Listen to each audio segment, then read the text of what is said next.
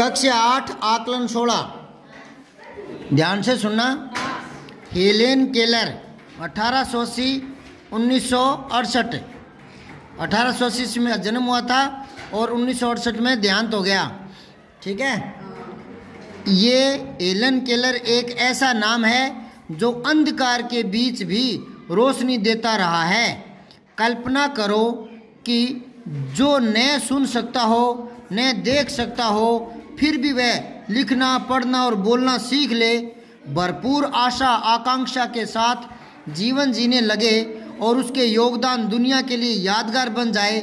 ऐसी थी Helen Keller. जब वे 1.5 वर्ष की थी, बचपन की एक गंभीर बीमारी की वजह से उनकी देखने और सुनने की शक्ति जाती रही, लेकिन उन्होंने हार नहीं मानी। कॉलेज के दिनों में ही प्रकाशित अपनी आत्मकथा स्टोरी ऑफ द लाइफ में वे लिखती है कि मुझे ये तो याद नहीं है कि ऐसा कैसे हुआ, लेकिन ऐसा लगता था कि रात कभी ख़त्म नहीं होती और सुबह क्यों नहीं आती। दुनिया की सभी भाषाओं में इस किताब के अनुवाद हुए हैं। हेलेन केलर की कहानी है, वो बचपन से ही अंधी थी, बहरी थी, है ना, फिर भी उसने पढ़ना सीखा। ठीक है। उसकी कहानी लोगों के लिए प्रेरणादायी है। कोई सोचता है ना कि आलसी होते हैं, कई हाथ पैर होते तो भी काम नहीं करते, आलसी होते हैं, तो उन लोगों को, और जो निराश हो जाते हैं, उनको इससे सबक लेना चाहिए कि इसको तो ना सुनता था ना दिखता था, फिर भी इसने पूरी पढ़ाई की और जीवन को सफल बनाया। आत्मकथा लिखी, उस आत्मकथा से लोग प्रेरित हो रहे हैं। आज भी उसकी आत्मकथा प्रसिद्ध है। अब देखो पहला प्रश्न, दिए गए गद्यांश में युग्म शब्द का सही जोड़ा छांटो। युग्म शब्द, ठीक है ना, युग्म होता है जोड़ा।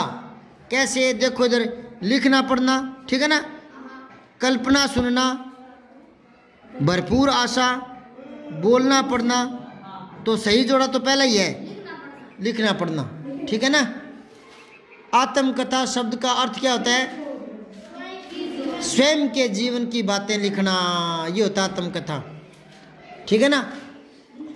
किसी व्यक्ति के जीवन की घटना होती है शुरू से लेकर अंत तक, लेकिन अगर कोई दूसरा लिखता है तो उसको बोलते हैं जीवनी। किसी श्रेष्ठ आदमी के जीवन की घटनाएं, बचपन से लेकर अंत तक उसने क्या क्या किया, कहाँ जन्म हुआ, कहाँ पढ़ाई, क्या क्या आंदोलन किए, वो सारा कुछ लिखते हैं तो वो जीवनी कहलाती है। और वही जीवनी वो खुद लिखेगा तो वो आत्मकथा होती है। जैसे मैं महात्मा गांधी के जीवन के बारे में सब कुछ लिखूं तो वो जीवनी तो महात्मा गांधी की होगी और मैं लेखक होऊंगा, लेकिन महात्मा गांधी खुद अपनी जीवनी लिखे तो वो उनकी आत्मकथा होगी। तो ये आत्मकथा है। कौन सी? ये नाम आया था ना, स्टोरी ऑफ द लाइफ। ये आत्मकथा है। किसकी है ये आत्मकथा? हेलेन केलर की। अब देखो आगे, हेलेन ने पढ़ने के लिए एड़ी से चोटी तक का जोर लगा दिया। एड़ी से चोटी का जोर लगाना ये मुहावरेदार भाषा है। इसका मतलब भरपूर जोर लगा देना। एड़ी से चोटी तक मतलब संपूर्ण जोर लगा देना। ये कह रहे हैं ये क्या है? मुहावरा है, संधि है, समास है, प्रत्यय है। क्या ये जो अंडरलाइन है वो मुहावरा है। मुहावरे के सही का निशान लगा दो। चौथा देखो, मुझे ये तो याद नहीं है कि ऐसा कैसे हुआ। वाक्य के भेद को पहचान कर गोला पर निशान लगाइए। तो ये वाक्य कैसा है? सरल वाक्य है, संयुक्त वाक्य है, मिश्र वाक्य है। तो देखो, मुझे ये तो याद नहीं है कि जो छोटी की से जुड़ता है ना, वो मिश्रित वाक्य होता है, मिश्र वाक्य है। तीसरे पर निशान लगा दो।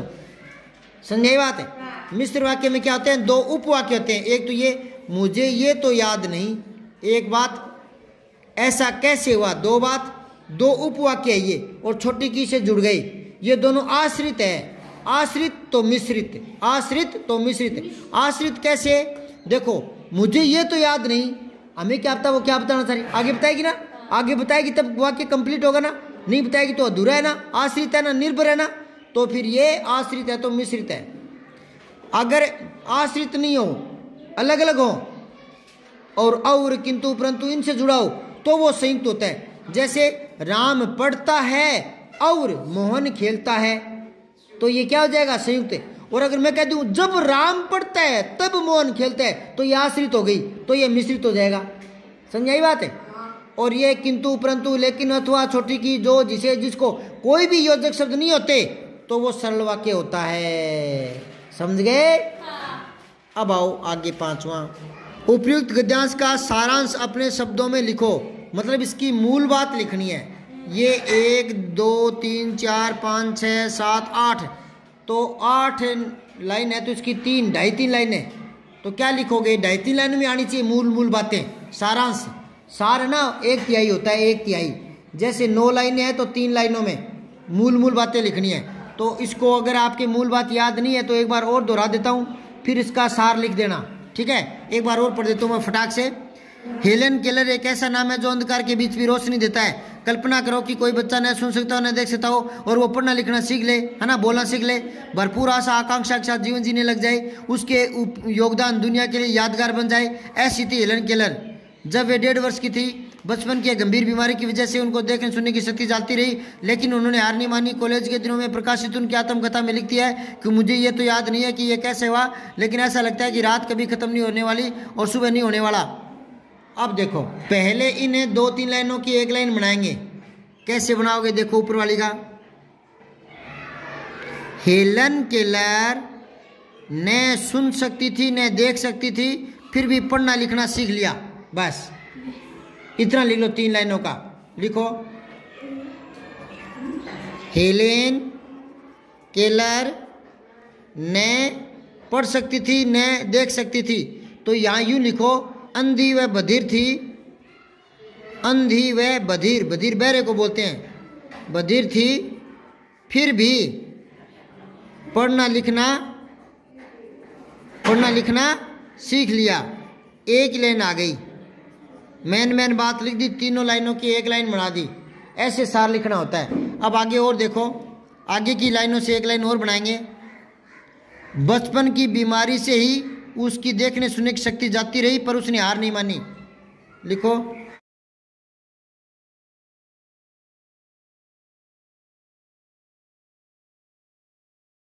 अब आओ प्रश्न 6। हेलन केलर को ऐसा क्यों लगा कि रात कभी खत्म नहीं होगी और सुबह? क्योंकि वो बचपन से क्या थी? अंधी थी, तो उसे तो अंधेरा ही अंधेरा था उसके जीवन में, तो उसे लगता था जैसे कभी दिन होगा ही नहीं। लिख लोगे? बचपन से अंधी थी, इसलिए उसे लगता कि इस अंधकार का कोई सवेरा न होगा। 7वां है, हेलन केलर की आत्मकथा का क्या नाम है? बता दिया, हाँ, स्टोरी ऑफ लाइफ।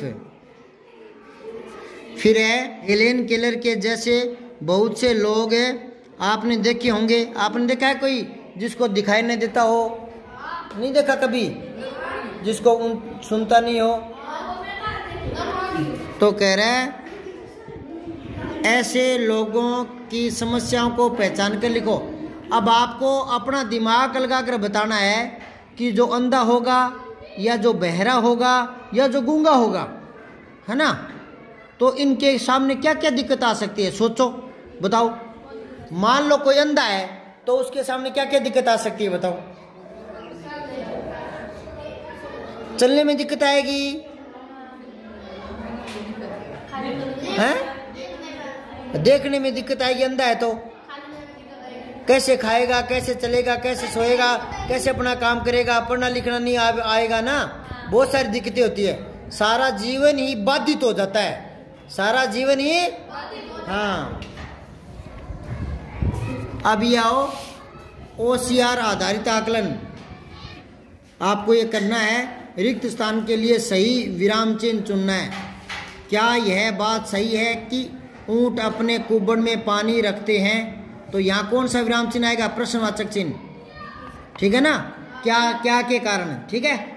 फिर दूसरा देखो, दिए गए वाक्य में विशेषता बताने वाले शब्द चुनने आपको। तो सनिहल ने अपने लिए नीले मोजे खरीदे। विशेषता दिखाने वाला क्या है? नीले, क्योंकि मोजे के पहले आ गया ना, तो ये विशेषण है। मोजा क्या है? संज्ञा शब्द है। फिर है, अरे वाह, आज तो मजा ही आ गया। उचित विराम चिन्ह का विकल्प आपको चुनना है, कौन सा सही है। अरे वाह, तो एक तो यहाँ आएगा, ठीक है ना। आज तो मजा ही आ गया, प्रश्नवाचक नहीं आएगा अभी, आगे चलो। अरे वाह, ये तो आएगा, आज तो मजा ही आ गया। हाँ आगे और देखो, अरे वाह ये गलत है, अरे वाह ये गलत है, दूसरा सही है। अब आओ आगे चौथा प्रश्न, इनमें से कौन से वाक्य में विराम चिन्हों का सही प्रयोग किया गया है? नेहा, रेखा, सोनी और राम खेल रहे हैं। ठीक है, इसमें पहला ही सही है। अब आओ पांचवा, रमा सुंदर नृत्य कर रही है। रेखांकित शब्द क्या है? रेखांकित है नहीं इसमें, सुंदर को कर लो चलो। तो सुंदर क्या है? इसको क्रिया विशेषण कर लो, ठीक है ना। अब आओ छठा, ऐसा कौन सा शब्द है जिसका वचन बदलता है? मतलब वचन बदले तो फर्क पड़े, यानी विकारी है ना। तो प्रेम, इसका वचन बदल सकता है क्या? नहीं। केसर, नहीं। फल, नहीं। गुलाल, इनमें कोई नहीं है जिसका वचन बदलता हो। ये ऐसे हैं जो एक वचन बहुवचन में समान ही बने रहते हैं। फलों बेटा, फलों रूप तो हो जाएगा, इधर सुनो, फलों ये रूप तो बहुवचन का हो जाएगा, लेकिन फल का बहुवचन नहीं है। ये कारकों की वजह से है, ना कि वचन की वजह से। वचन तो है ना, मैंने एक फल तोड़ लिया, मैंने कई फल तोड़ लिए, तो फल तो वैसे ही रहा ना। ये फलों तो कारकों की वजह से हो रहा है, वचन की वजह से नहीं हो रहा, वचन की वजह से। पर चलो इसमें तीनों है ही नहीं, तो आप तो फल ही कर लो, है ना। कारकों की वजह से तो बदल रहा है ना, नहीं होगा। सातवां देखो, निम्न में से कौन सा शुद्ध वाक्य है? सही वाक्य छांटना है। पिछले सोमवार को स्कूल बंद था। पिछले सोमवार को स्कूल बंद होना था। पिछले सोमवार को स्कूल बंद रहेगा। पिछले सोमवार को स्कूल बंद है। पहला ही सही कर लो। फिर ये देखो, नीचे दिए गए गद्यांश को पढ़िए और प्रश्नों के उत्तर दीजिए। जल्दी से पढ़ देता हूँ मैं एक वृक्ष हूँ जो अपनी पीड़ा आपको बता रहा हूँ। किसी भी हरे भरे पेड़ को मत काटिए और न ही किसी को काटने दीजिए। यदि पेड़ पौधे नहीं होंगे तो बरसात नहीं होगी, बरसात नहीं होगी तो हमारे जल स्रोत सूख जाएंगे, अन्न पैदा नहीं होगा। हमें बचाओगे तो सृष्टि बचेगी, आप बचेंगे, हम सब बचेंगे। हमें काटते हैं तब हमें बहुत दर्द होता है। ये कौन कह रहा है और क्या कह रहा है? आत्मकथा है ये, पेड़ की आत्मकथा है। अब देखो, पेड़ पौधे नहीं होने पर क्या नहीं होगा? जल स्रोत सूख जाएंगे, अन्न पैदा नहीं, सभी आ जाएगा इसमें। फिर नौवां देखो, इस गद्यांश में अपनी पीड़ा बता रहा है कौन? पेड़। अगला है, यह गद्यांश विधा में लिखा गया है, आत्मकथा। बस।